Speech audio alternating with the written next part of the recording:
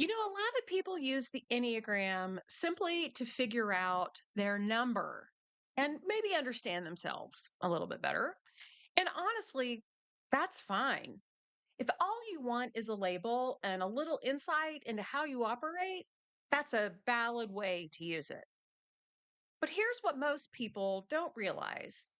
The Enneagram is also a map for growth. And when you use it that way, you have two main paths you can take. One is fast and practical, the other is deeper and transformational, and both have value. Your choice. Today, I'm going to show you what those two paths are, why they matter, and how to choose the one that fits where you are in your journey.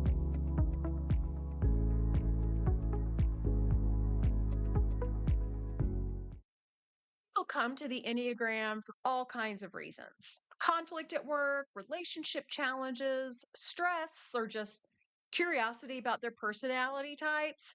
Often it's a close friend who's super excited about it. That would be me.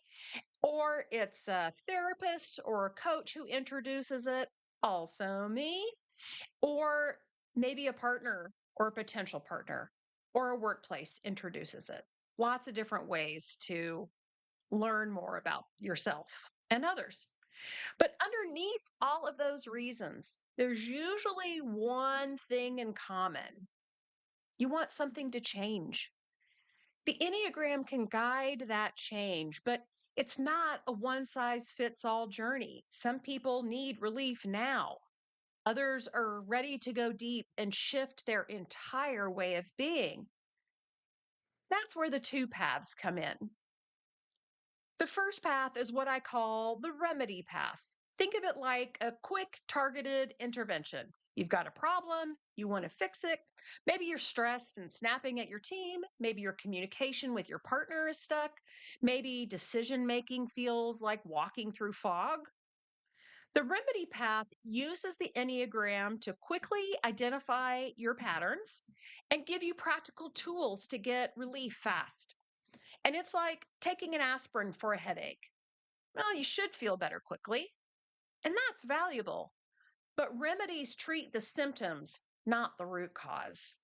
And I am open for coaching for remedy situations. And the second path, which is a transformation path, a path to fulfillment.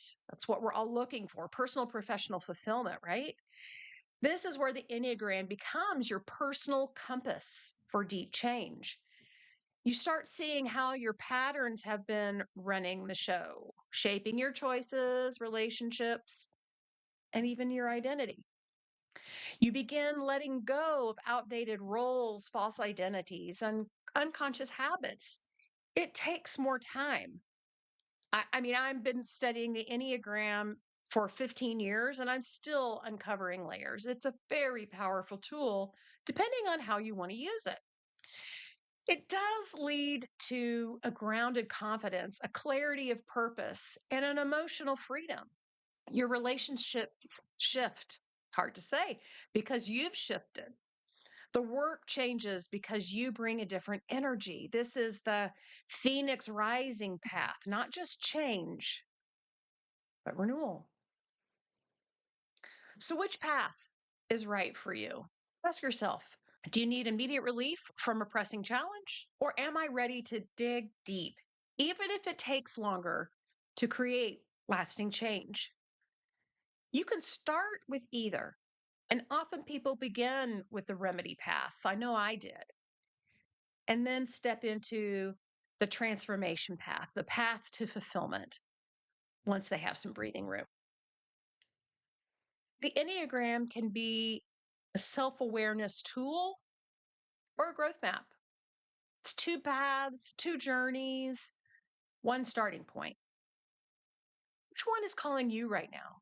Drop in the comments if this resonated. Hit like, subscribe wherever you're consuming this. Share it with someone who might be curious about the Enneagram, because the first step forward to change is knowing where you're starting and where you want to go.